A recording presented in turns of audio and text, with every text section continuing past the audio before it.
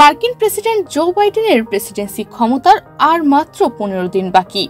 তার কার্যকালীন শেষ সময়ে এসে প্রেসিডেন্সিয়াল মেডেল অফ ফ্রিডম প্রদান করেছেন তিনি।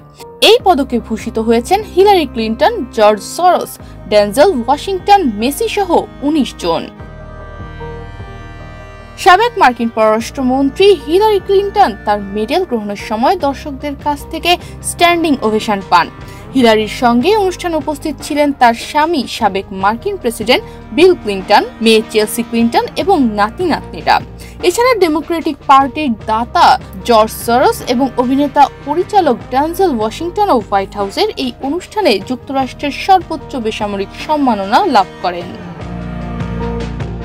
অনুষ্ঠানের উদ্বোধনের সময় জো বাইডেন তার বক্তব্যে বলেন, প্রেসিডেন্ট হিসেবে শেষবারের মতো আমি তোমাদের জাতির সর্বোচ্চ বেসামরিক সম্মান প্রেসিডেন্সিয়াল মেডেল অফ ফ্রিডম সত্যি অসাধারণ কিছু ব্যক্তিগোষ্ঠীকে প্রদান করার সম্মান পাচ্ছি, যারা আমেরিকার সংস্কৃতি এবং অবস্থান গড়ে তুলতে তাদের পবিত্র প্রচেষ্টা জারি রেখেছেন।